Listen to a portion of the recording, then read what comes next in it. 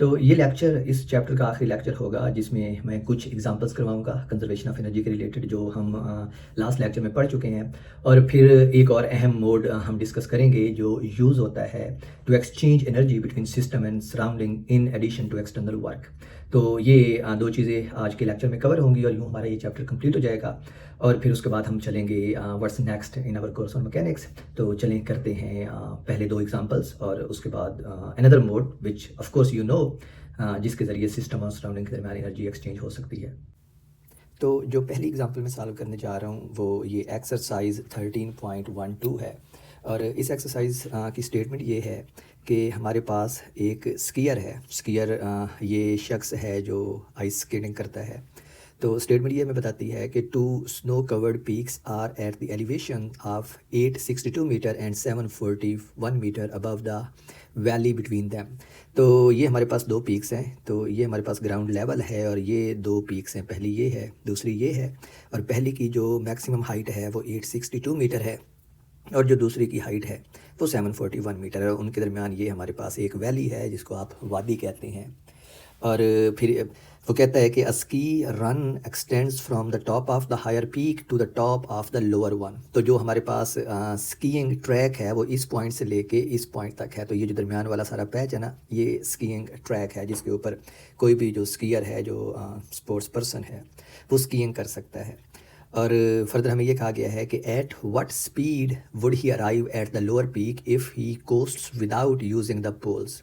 ठीक है, पोल्स वो हमारे पास छड़ी की तरह के राड होते हैं जिनकी मदद से ये अपना बैलेंस बरकरार रखता है और अपनी स्पीड को इंक्रीज़ कर सकता है। तो पहले ये कहता है कि अगर वो इस टॉप से, जो हायर पीक है उसकी टॉप से स्टार्ट करता है और without poles which means freely नीचे आता है, तो वो किस स्पीड से इस जो छोटे वाली चोटी है इसकी टॉप पे पहुंचेगा। तो और फर्दर वो इसके ऊपर कुछ अजम्पशंस भी देता है। कहते हैं कि assume icy condition so there is no friction so this is part of the problem. तो ये कंडीशन हमें दी गई है कि कोई फ्रिक्शन नहीं है, सही है। और सेकंड पार्ट में हमें कहता है after snowfall a 54.4 kilogram skier making the same run also without using the poles only just makes it to lower peak. By how much does the internal energy of her skis and the snow over which she travels increases? अच्छा, दूसरे वाली situation जो है ना तो थोड़ी सी मुख्तलिफ है इस सेंस में कि पहले वाली में उन्होंने कहा था कि वो किस स्पीड से यहाँ पे पहुँचता है। इट मीन्स कि कोई एनर्जी लॉस नहीं हो रही हमारे पास, इंटरनल एनर्जी या फ्रिक्शनल लॉसेज नहीं हो रहे। लेकिन दूसरे सिनेरियो में कहता है कि दूसरे सिनेरियो में वो इधर से चलना स्टार्ट करती है ये स्कीयर और बड़ी मुश्किल से बमुश्किल ही इस लोअर जो पीक है ना उस तक पहुंचती है। तो इसका मतलब है there are some losses involved, क्योंकि पहले केस से हमें पता है कि वो किसी नॉन जीरो स्पीड से पहुंच रही थी, लेकिन दूसरे केस में वो जीरो स्पीड से पहुंचती है, which means it she barely makes it to the top of this lower peak. तो इस इन्फॉर्मेशन के साथ हम अब अपने प्रॉब्लम को सॉल्व कर सकते हैं। और अगर हम देखें इन्फॉर्मेशन, तो हमारा सिस्टम जो है ये चोटी और स्कीयर का सिस्टम है, तो हमारे पास कोई एक्सटर्नल वर्क नहीं हो रहा। This is the first piece of information that we have, that W external equals zero. और जो दूसरा पीस ऑफ इंफॉर्मेशन हमारे पास मौजूद है वो ये है कि हमारे पास जो इंटरनल एनर्जी है ना वो भी ज़ीरो है। कोई एनर्जी जो है वो इंटरनल एनर्जी में, उस स्फीयर की इंटरनल एनर्जी में नहीं जाती। अब हमारे पास जो law of conservation of energy है in its more generic form, वो हमें बताता है कि sum of potential energy plus sum of kinetic energies plus internal energy, ये सारा इक्वल होता है external work done on the system. हमारा सिस्टम जो है वो ये वाला है जो स्कीयर पे मुश्तमिल है, और एक्सटर्नल वर्क जो है वो ये वाला है। तो हम देख सकते हैं कि एक्सटर्नल वर्क भी ज़ीरो है, चेंज इन इंटरनल एनर्जी भी ज़ीरो है। तो यहाँ से हमारे पास जो चेंज इन काइनेटिक एनर्जी आएगी डेल्टा के, वो इक्वल आती है माइनस डेल्टा यू के। और डेल्टा यू जो है वो चेंज इन पोटेंशियल एनर्जी है, और चेंज इन पोटेंशियल एनर्जी हम इजीली देख सकते हैं अगर हम इसी ग्राउंड लेवल को ही अपना रेफरेंस पॉइंट माने। तो जब उसने इस पीक से स्टार्ट की स्कीइंग तो उसकी जो हाइट थी वो 862 मीटर थी। जब वो इस पीक के ऊपर पहुंची तो उसकी हाइट जो है वो 741 मीटर रह गई है। तो इधर से हम उसकी इनिशियल और फाइनल काइनेटिक एनर्जी लिख सकते हैं। तो इनिशियल काइनेटिक एनर्जी जो इनिशियल पोटेंशियल एनर्जी उसकी बनेगी उसको हम लिख सकते हैं यू आई इक्वल्स, अब वो हाइट जो है वो 861 है तो एम जी एच वन बनेगा, या एच आई कर लें तो ये हमारे पास बनेगा 862 टाइम्स एम जी जो उसका वेट है। नंबर्स हम बाद में सब्सटीट्यूट कर लेंगे तो इनिशियल पोटेंशियल एनर्जी ये बनेगी, जो फाइनल पोटेंशियल एनर्जी है वो क्या बनेगी, एम जी, उसकी फाइनल हाइट जो है इसको h2 कह लें तो ये है हमारे पास 741 mg।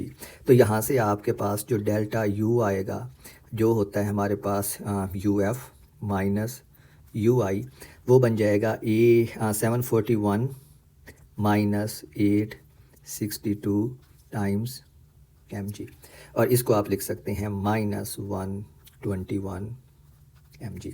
तो ये हमारे पास उसकी चेंज इन पोटेंशियल एनर्जी आती है। इसको हम इस इक्वेशन में अब यूज़ कर सकते हैं और उसकी फाइनल स्पीड कैलकुलेट कर सकते हैं।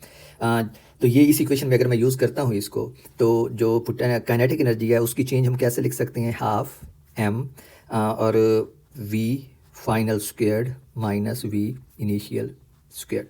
ये उसकी चेंज इन काइनेटिक एनर्जी है और इक्वल आ जाएगा माइनस जो इस फार्मूला में मौजूद है, ये वाला माइनस, और माइनस ही उसकी पोटेंशियल एनर्जी है जो हमने कैलकुलेट की है -121 mg।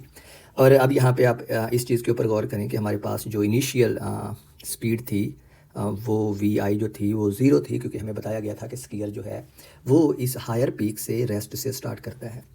तो vi ज़ीरो है, और आप फर्दर देख सकते हैं कि जो m है हमारे पास, ये वाला m ये कैंसिल आउट हो जाता है दोनों साइड से, यानी जो स्पीड होगी वो इस स्कीयर की मैस के ऊपर डिपेंड नहीं करती है। डजेंट मैटर कि कोई दुबला पतला शख्स, या चलो उन्होंने इसको लड़की कहा है तो कोई दुबली पतली लड़की स्कीइंग कर रही है या कोई फरबा जिस्म की लड़की स्कीइंग कर रही है, डजेंट रियली मैटर। जो स्पीड है ना वो इंडिपेंडेंट होगी कि स्कीयर जो है वो उसकी बॉडी शेप क्या है। तो हमारे पास सिचुएशन बन जाएगी हाफ, ये बन जाएगा अब half 1/2 VF squared equals 121 g, और यहाँ से आपके पास जो VF है वो आ जाएगा 121 मल्टीप्लाइड बाई 2, तो ये बन जाएगा 242 g और इसका स्क्वायर रूट। ओके, तो ये हमारे पास आ जाएगा VF की फ़ाइनल वैल्यू। और आप अगर चाहें तो इसको सॉल्व कर लें, g जो है वो 9.8 होता है, तो ये आपके पास कुछ आंसर आ जाएगा। मैंने इसको नहीं किया हुआ, it's just one last final step, तो इसको आप कर सकते हैं। तो this will be the final speed जब वो स्कीयर जो है वो लोअर पीक के ऊपर, यानी इस वाली पीक के ऊपर पहुंचेगा। जो दूसरी सिचुएशन है ना वो बिल्कुल इसी तरह की है, बस थोड़ा सा उसमें फ़र्क है, और वो फ़र्क ये है कि वो कहते हैं कि in addition to initial speed, जो फाइनल स्पीड है ना जब वो यहाँ पहुँचती है स्कीयर, तो वो भी ज़ीरो है। और इसका मतलब है कि अगर स्कीयर की फाइनल स्पीड ज़ीरो है तो एक्सटर्नल वर्क नहीं हो रहा, फ्रिक्शनल फोर्सेस की वजह से कोई वर्क नहीं हो रहा, तो इसका मतलब है लाजमी तौर पे जो काइनेटिक एनर्जी है ना, जो इस केस में देखो ये नॉन ज़ीरो है, ये काइनेटिक एनर्जी जो है ना वो इंटरनल एनर्जी में जा रही है। इंटरनल एनर्जी से अब स्कीयर का टेम्परेचर इंक्रीज़ हो सकता है, उसकी जो वो स्कीइंग प्लेट्स हैं या वट एवर, तो वो हम कैलकुलेट कर सकते हैं। तो अब हमारे पास ये वाला जो फार्मूला है ना, ये वाला फार्मूला ये रिड्यूस हो जाएगा। अब डेल्टा ई इंटरनल भी नॉन ज़ीरो होगा, तो ये फार्मूला हमारे पास बनेगा डेल्टा के plus delta U equals minus change in internal energy. और अब इस केस में जो हमारे पास ये है ना, ये वाली चीज़ चेंज इन काइनेटिक एनर्जी, ये ज़ीरो है। क्यों ज़ीरो है? क्योंकि हमारे पास इनिशियल स्पीड भी ज़ीरो है और फाइनल स्पीड भी ज़ीरो है। ये हमें प्रॉब्लम की स्टेटमेंट में बताया गया है। तो इसका मतलब है कि जितनी भी पोटेंशियल एनर्जी में चेंज आ रही है वो सारी की सारी किधर जाएगी, इंटरनल एनर्जी में तब्दील हो जाएगी। और यहाँ से आप ये कैलकुलेट कर सकते हैं, इंटरनल एनर्जी हमने ऊपर ही कैलकुलेट की थी, चेंज उसमें वो थी -121 g। तो यहाँ से हमारे पास ये वाली जो सिचुएशन है इस वाली, ये फिर बन जाएगी डेल्टा ई इंटरनल जो हम कैलकुलेट करना चाह रहे हैं, ये बनेगा माइनस डेल्टा यू के, और डेल्टा यू जो है वो -121 mg है, तो डेल्टा ई इंटरनल जो बन जाएगा ना, जो चेंज इन इंटरनल एनर्जी है वो बन जाएगा 121 टाइम्स mg। अब m और g मैथ उसकी दी हुई है प्रॉब्लम की स्टेटमेंट में, सेकंड पार्ट में वो कहते हैं कि it's 54.4 kilogram. So she is pretty smart, she is pretty slim. तो इससे आप ये वैल्यू सब्सटीट्यूट करके कैलकुलेट कर सकते हैं कि जो इंटरनल एनर्जी में चेंज आएगी ना वो हमारे पास कितनी आएगी। So I leave it for you. Calculation simple, आपने जी की वैल्यू पुट करनी है, मैथ सब्सटीट्यूट करनी है और इसको सॉल्व कर लेना है। It's pretty straightforward. But for now let's move to the next example that I want to solve for you. तो ये है जी दूसरी एग्जांपल कंजर्वेशन ऑफ एनर्जी के रिलेटेड जो मैं सॉल्व करने जा रहा हूँ यहाँ पे, and it is very interesting. मुझे बड़ी ये पसंद आई एग्जांपल, और आप इसकी स्टेटमेंट अभी देखेंगे तो आपको भी पता चलेगा कि ये बहुत ही इंटरेस्टिंग किस्म का प्रॉब्लम है। और प्रॉब्लम की स्टेटमेंट हमें ये कहती है अ rubber ball dropped from a height of exactly 6 feet bounces several times losing 10% of its kinetic energy each bounce. After how many bounces will the ball subsequently not rise above 3 feet? तो हमें ये बताया गया है कि हमारे पास एक रबड़ बॉल है. Let me try to draw a pictorial representation for it. तो हमारे पास फ़र्ज़ करें कि ये है जी ground level. So this is ground और हमें ये कहा गया है कि हमारे पास एक रबड़ बॉल है. Let's say this is the rubber ball. Let me make it here. ये एक रबड़ बॉल है और ये इनिशियली जिस हाइट पे मौजूद है ना, ये वाली हाइट ग्राउंड से, ये height let's call it HI और ये है 6 feet. ओके. और कहा यह गया है कि जब ये रबड़ बॉल जो है ये ज़मीन के ऊपर गिरता है इधर, late me make an arrow here, तो ये गिरता है यहाँ पे, तो ये रीबाउंड होता है और जब ये रीबाउंड होके ऊपर जाता है तो फ़र्ज़ करें कि पहले बाउंस के बाद ये यहाँ पर पहुँचता है. और प्रॉब्लम की स्टेटमेंट में ये बताया गया है कि जब ये यहाँ तक पहुँचता है ना इस पॉइंट के ऊपर पहले बाउंस के बाद, तो इसकी जो इनिशियल काइनेटिक एनर्जी होती है इस पॉइंट के ऊपर जिसके साथ ये ऊपर की तरफ मूव करना स्टार्ट करता है वो 10% डिक्रीज़ हो जाती है. अब इनिशियल काइनेटिक एनर्जी उसकी जो इस पॉइंट के ऊपर होगी ना, असल में वो जितनी यहाँ पे उसके पास पोटेंशियल एनर्जी है ना उसके बराबर होगी, बिकॉज इस पॉइंट के ऊपर जितनी पोटेंशियल एनर्जी है वो सारी की सारी इस पॉइंट के ऊपर काइनेटिक एनर्जी में तब्दील हो जाएगी. तो दूसरे अल्फाज में वो ये बताना चाह रहा है कि हर बाउंस के ऊपर वो अपनी जो इनिशियल उसकी एनर्जी है ना, पोटेंशियल एनर्जी, उसका 10% लूज़ करता है और ये 10% लूज़ करता है तो तभी तो ये पहले जितनी हाइट के ऊपर नहीं जा सकता. और प्रॉब्लम की स्टेटमेंट में आप देख सकते हैं कि उन्होंने पहले ही अज्यूम किया है कि कोई फ्रिक्शनल फोर्सेस प्रेजेंट नहीं है, कोई एयर रेजिस्टेंस प्रेजेंट नहीं है. So just to make the problem simple, just to give you the idea कि इस तरह की प्रॉब्लम्स को आपने अप्रोच कैसे करना है. तो उसके बाद ये फिर से तीसरा बाउंस करेगा. Let me actually show it one more time. तो not with this one but with the pen. तो फिर उसके बाद ये फिर से यहाँ से नीचे आएगा और let's see if I can make it. Okay. और इधर से ये फिर जब ऊपर जाता है तो अब ये पहले जितनी हाइट के ऊपर नहीं जाता बल्कि फिर से 10% जो उसके पास एनर्जी इस पॉइंट के ऊपर होती है ना उसका भी मज़ीद 10% लूज़ करेगा. तो अब मैं इसको इधर दिखा रहा हूँ. तो ये हर बाउंस के ऊपर ना यही काम करता है कि 10% एनर्जी जो है ना वो लूज़ करता है. तो अब सवाल ये पूछता है कि कितने बाउंसेस के बाद, यानी कितने ठप्पे खाने के बाद जब ये यहाँ पे पहुँचता है तो हाइट इसकी सिर्फ 3 feet रह जाती है. So let me make a final line here. Let's say यहाँ पे ये वाली, तो जो इसकी ये वाली फाइनल हाइट है ना ये दी हुई है HF और ये कहते हैं कि ये है 3 feet. हमने ये बताना है कितने बाउंसेस के बाद उसकी जो हाइट है ना वो 3 feet रह जाएगी. Let's start very simple. Let's just assume that कि इस पॉइंट के ऊपर ना let's drive a general formula. तो हम ये फ़र्ज़ करते हैं कि इस पॉइंट के ऊपर ना उसकी जो इनिशियल पोटेंशियल एनर्जी थी वो वो UI थी. उसको ऑफ कोर्स हमें पता है mgh के बराबर होगी, लेकिन हम कहते हैं कि वो UI थी. तो जो इनिशियल उसकी पोटेंशियल एनर्जी है ना वो कितनी है, mghi के इक्वल होती है, जो हमें पता है कि इसके इक्वल है 6 mg के, क्योंकि हाइट जो है वो 6 feet है, लेकिन हम इसको UI ही लिखते हैं. अब पहले बाउंस के बाद जब वो यहाँ पे पहुँचेगा तो यहाँ पे उसकी जो पोटेंशियल एनर्जी है ना उसको हम U2 कहते हैं. तो इसको मैं कहता हूँ U2.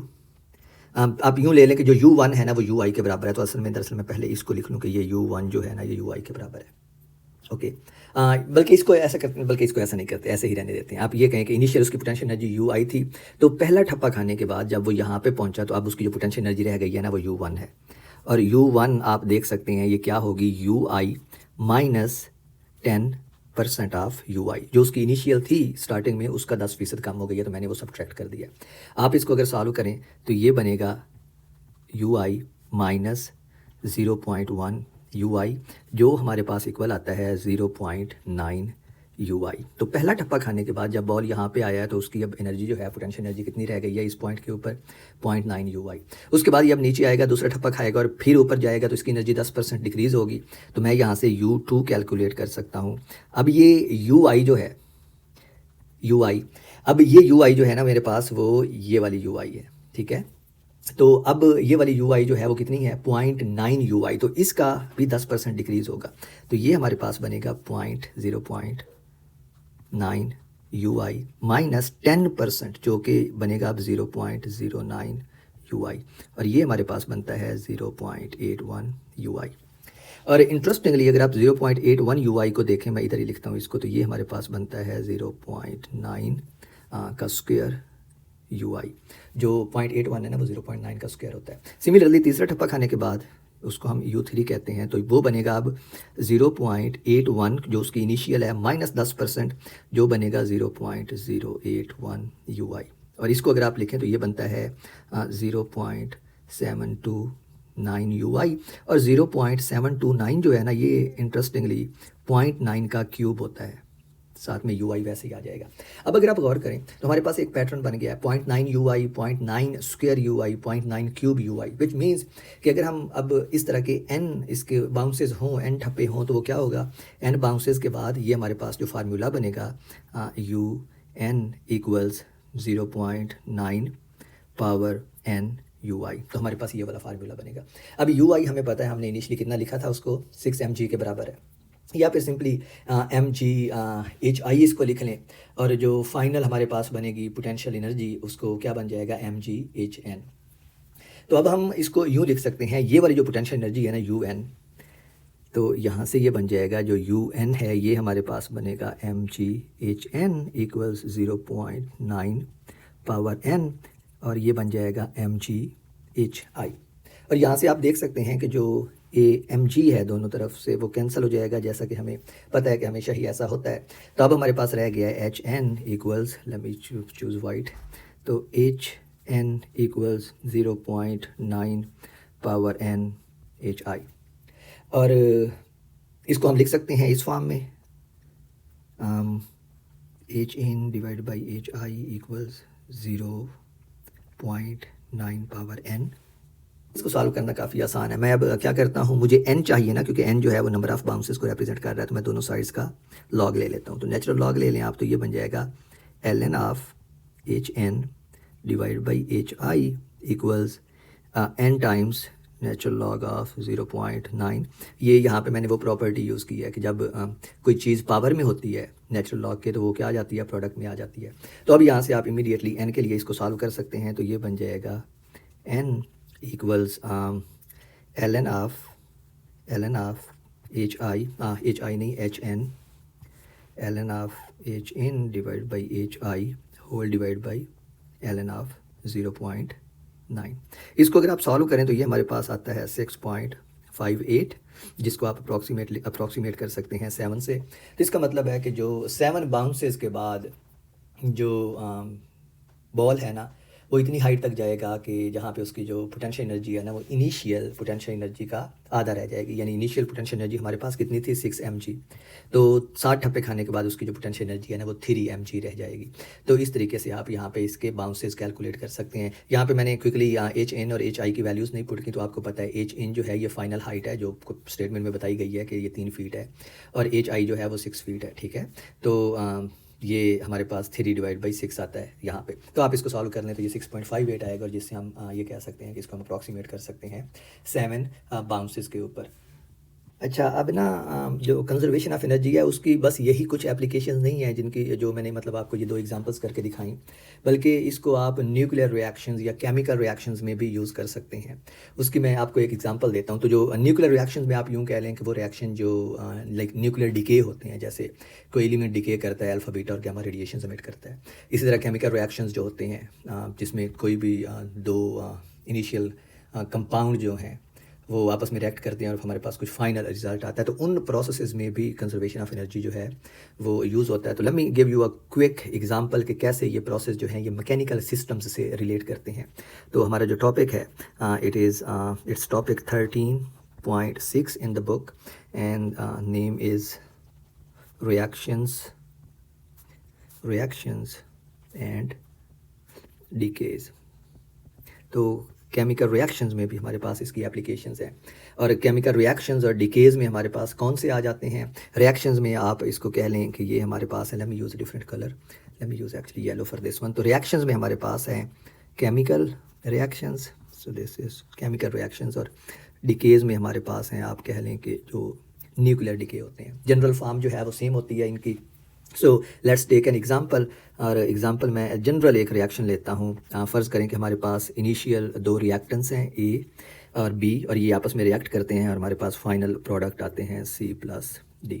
ओके, तो इस तरह की किसी रिएक्शन में हम देखते हैं कि कंजर्वेशन ऑफ एनर्जी जो है वो किस तरह एप्लीकेबल है। आप कुछ इसके ऊपर ऑफ कोर्स सिंप्लीफाइंग अजम्पशंस भी ले सकते हैं। सो लेट मी write simplifying assumptions, और वो assumptions आप देखेंगे कि हम इस तरह लेंगे जो सेंस बनाती हैं। मिसाल के तौर पे आप यूँ कह लें कि जो पोटेंशियल एनर्जी है, पोटेंशियल एनर्जी आपको पता है कि सिस्टम के अंदर इंट्रैक्शन की वजह से होती है, कंजर्वेटिव फोर्सेस की खासकर। और केमिकल रिएक्शंस में हमारे पास अगर हम ये अज्यूम करें कि कोई इनिशियल इंट्रैक्शंस नहीं हैं दोनों केमिकल्स के दरमियान, जो भी आप दो रिएक्टेंट्स ले रहे हैं, तो हमारे पास जो पोटेंशियल एनर्जी है वो क्या आती है, ज़ीरो आती है। तो जो चेंज इन पोटेंशियल एनर्जी है ना वो ज़ीरो है। इसी तरह आप ये अज्यूम कर सकते हैं कि जो एक्सटर्नल वर्क है ना, डेल्टा डब्ल्यू एक्सटर्नल, वो भी ज़ीरो है। और इट मेक्स सेंस क्योंकि एक्सटर्नल वर्क जो है, जब आपका सिस्टम जो है वो सराउंडिंग के साथ इंटरेक्ट करता है तो फिर ही कुछ एक्सटर्नल वर्क हो सकता है।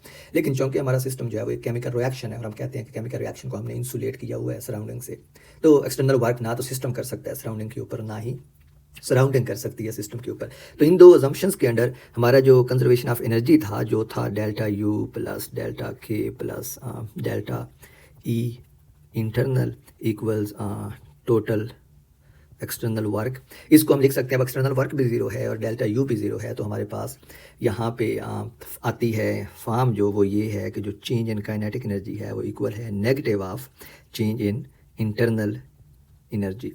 और इसको अगर आप एक स्टेप में और एक्सपेंड करके लिखें तो ये हमारे पास बन जाएगा डेल्टा के जो है वो फाइनल काइनेटिक एनर्जी के F minus initial kinetic energy, इसके इक्वल होता है।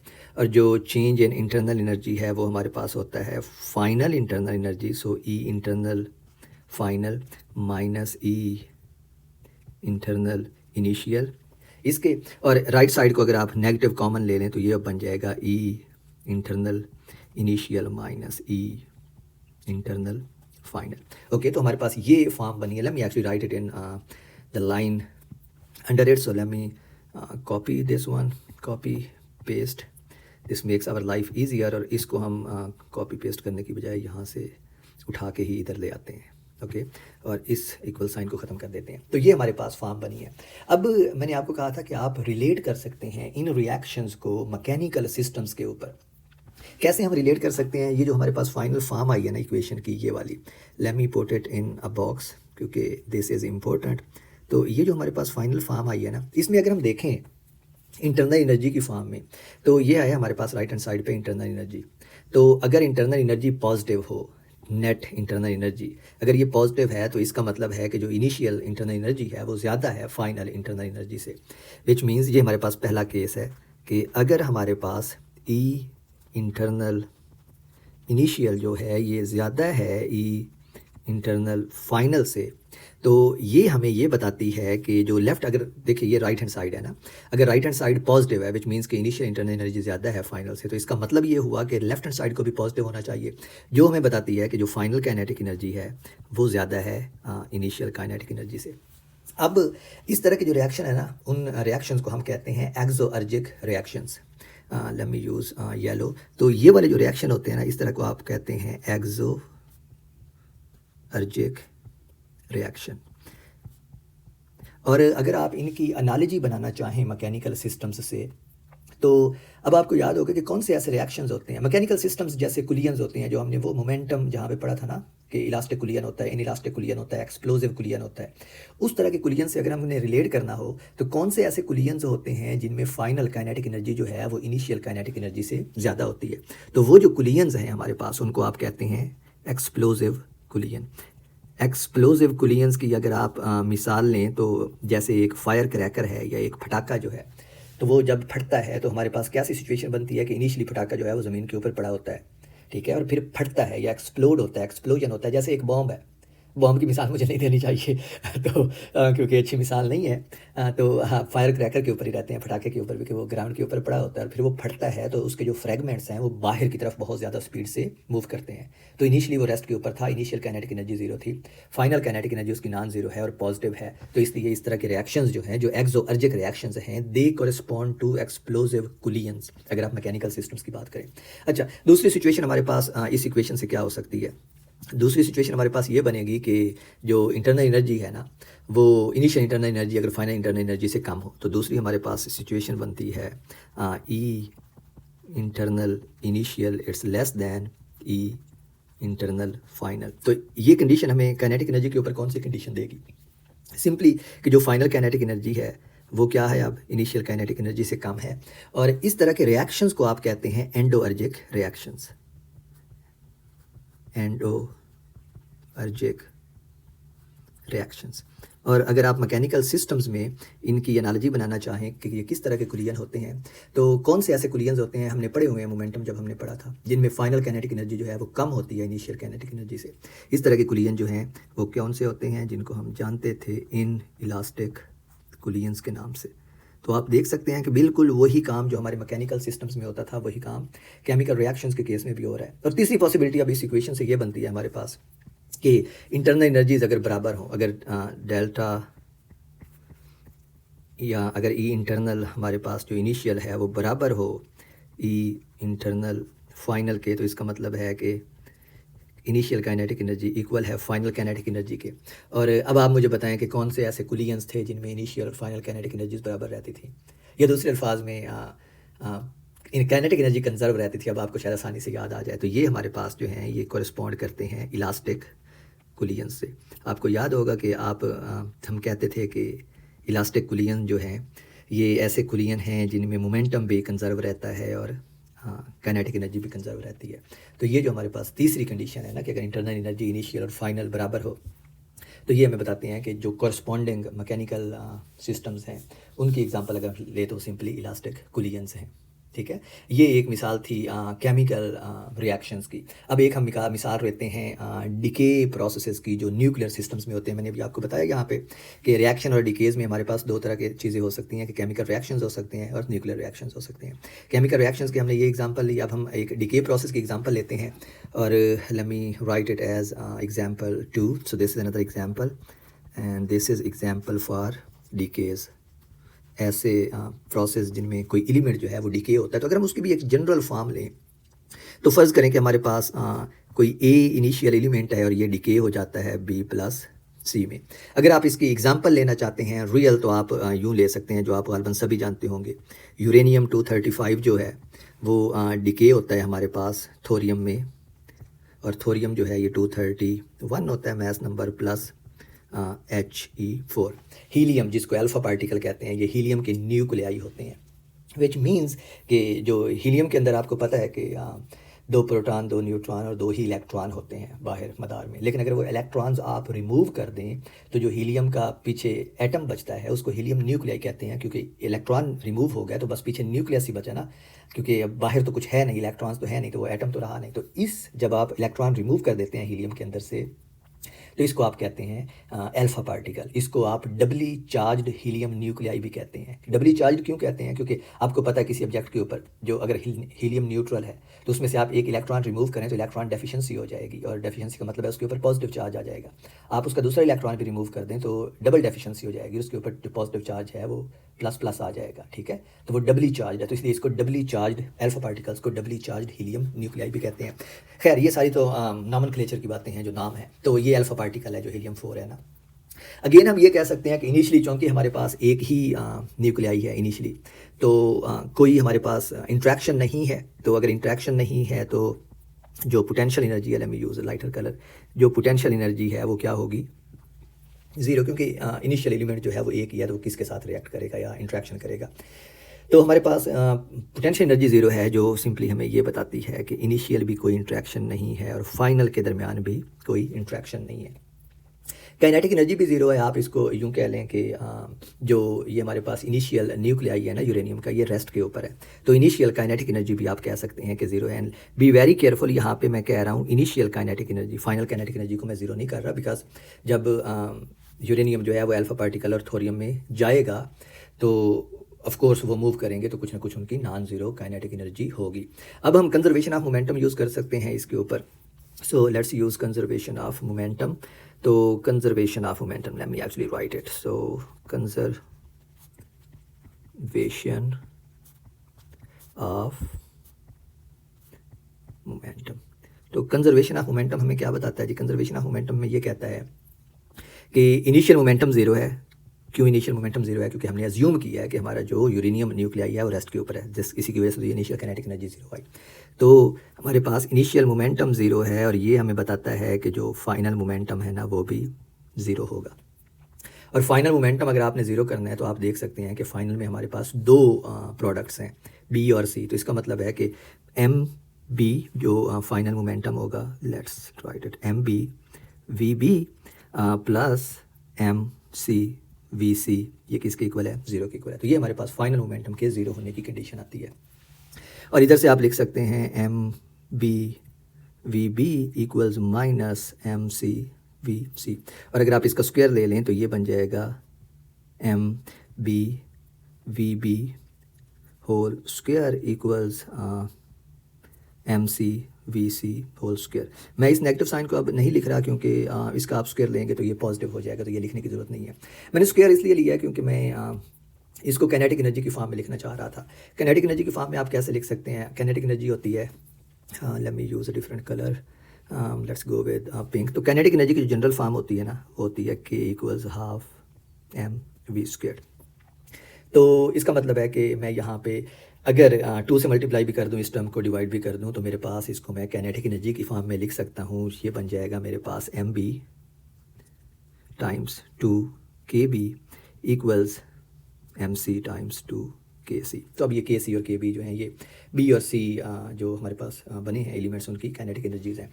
और यहाँ से आप काइनेटिक एनर्जी का रिलेशन लिख सकते हैं। तो यहाँ पे हमारे पास बनेगा के बी डिवाइड बाई के C equals M C divide by M B. तो ये फॉर्म हमारे पास काइनेटिक एनर्जी की आ जाती है। Let me put a box on it. तो हमने जो काइनेटिक एनर्जीज़ हैं ना फाइनल, वो कैलकुलेट कर ली। अब हम law of conservation of energy use कर सकते हैं इसके ऊपर। और law of conservation of energy हमें ये बताता है, जो उसकी मोस्ट जेनेरिक फॉर्म है, कि डेल्टा यू प्लस डेल्टा के plus delta E internal equals delta W external. Delta W external भी ज़ीरो है, दिस इज़ ज़ीरो। और हमने ये देखा था कि डेल्टा यू भी ज़ीरो था और के आई भी ज़ीरो था, ठीक है।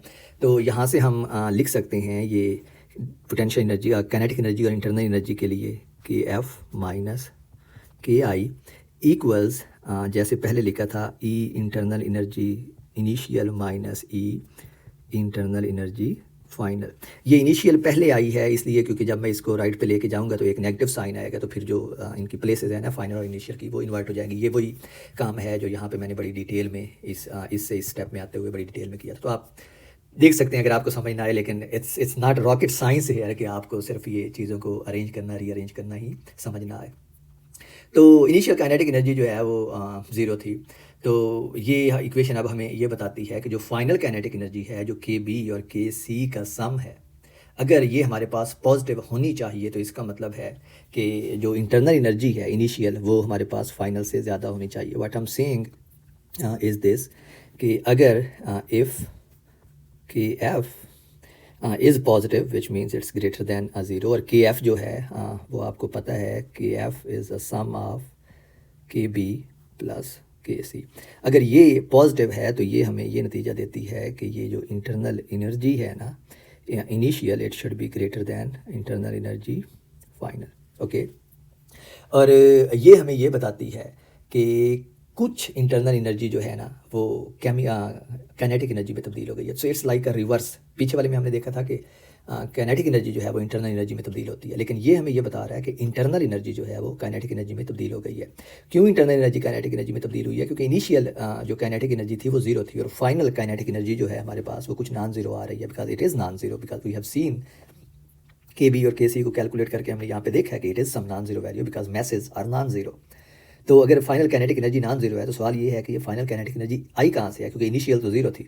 तो ये relation, let me also put a box around it, तो ये रिलेशन हमें बताता है कि जो फाइनल काइनेटिक एनर्जी है ना वो इंटरनल एनर्जी से आ रही है। तो कुछ इंटरनल एनर्जी जो है ना हमारे पास वो काइनेटिक एनर्जी में तब्दील हो गई है। So this was an application of law of conservation of energy on to nuclear processes and chemical processes.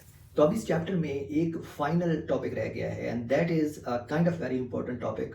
और वो टॉपिक इस चैप्टर का हिस्सा है क्योंकि ये ज़रूरी था जब हम कंजर्वेशन ऑफ एनर्जी पढ़ रहे हैं तो उस टॉपिक को भी पढ़ें। लेकिन हम उस टॉपिक को मज़ीद डिटेल में ग़ालिबन 21st चैप्टर में भी जाके पढ़ेंगे जो थर्मोडायनामिक्स के ऊपर है, और थर्मोडायनामिक्स में हम इस चीज़ को डिटेल में पढ़ेंगे। लेकिन इस वक्त के लिए ये जान लेना ज़रूरी है कि हमने अभी सिर्फ ये देखा है कि जो सिस्टम है हमारा, वो सराउंडिंग के साथ जब इंटरेक्शन करता है तो वर्क की फॉर्म में इंटरेक्शन करता है। यानी हम ये कहते हैं कि सिस्टम जो है वो या तो सराउंडिंग के ऊपर कुछ वर्क कर सकता है या फिर सराउंडिंग सिस्टम के ऊपर कुछ वर्क कर सकती है। और इस वर्क की फॉर्म में हमने ये देखा कि एनर्जी एक्सचेंज होती है बिटवीन सिस्टम एंड सराउंडिंग।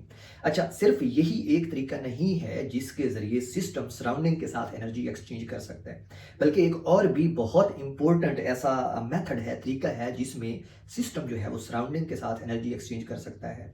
और वो जो मेथड है वो हीट है।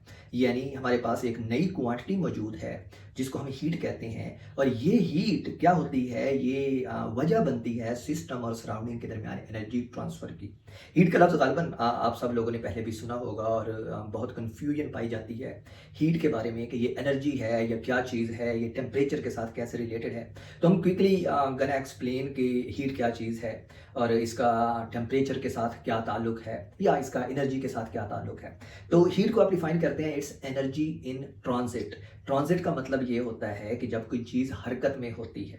तो यहाँ पे जो इसकी डेफिनेशन है कि इट्स एनर्जी इन ट्रांजिट, इसका मतलब ये बनता है कि हीट वो चीज़ है जिसके साथ सिस्टम अपने सराउंडिंग के साथ एनर्जी एक्सचेंज करता है, और एनर्जी एक्सचेंज करने की वजह जो है वो हीट है।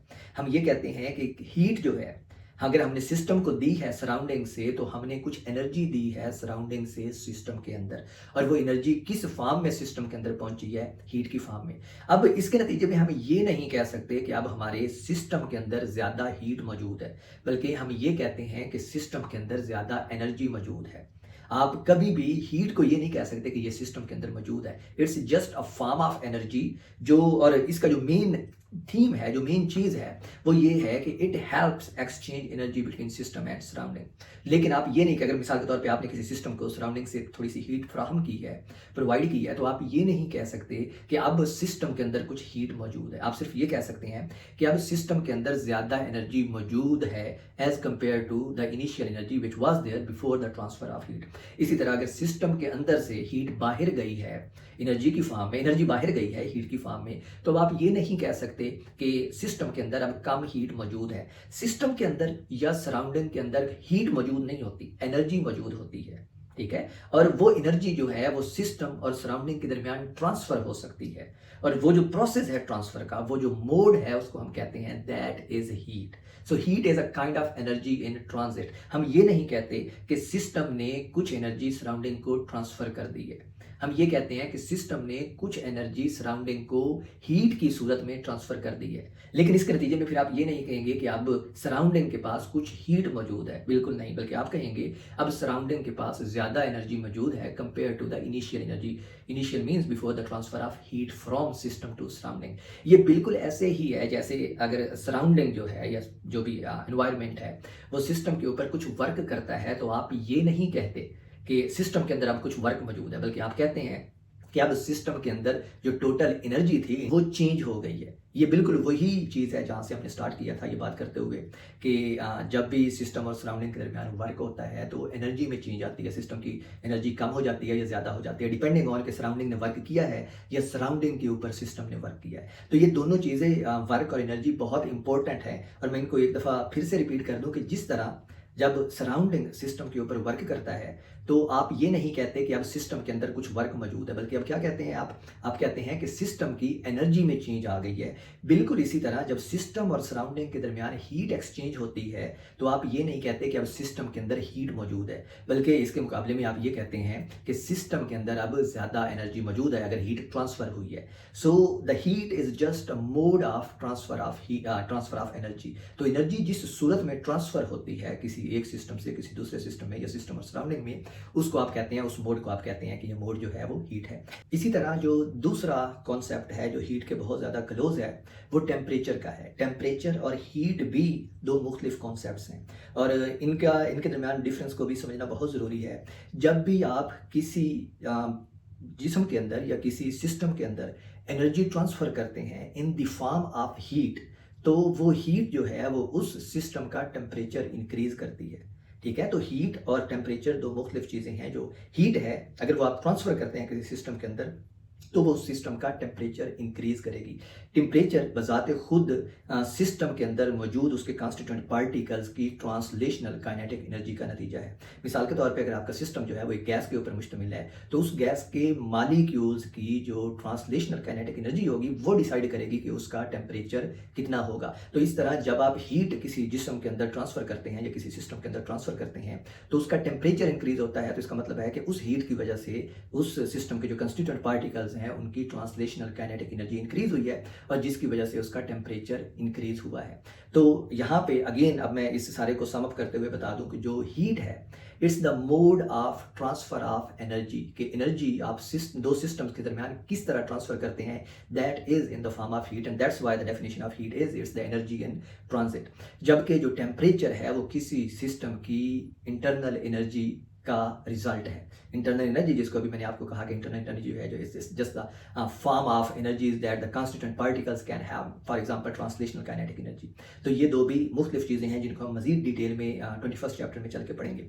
तो अब हमारे पास फाइनल चीज़ आती है अगेन जो 21st चैप्टर का टॉपिक है, लेकिन हम इसको सम अप करें जितना भी हमने कंजर्वेशन ऑफ एनर्जी पढ़ा है, तो जो फाइनल चीज़ हमारे पास आती है that is the first law of thermodynamics, which is actually the most generalised form of law of conservation of energy.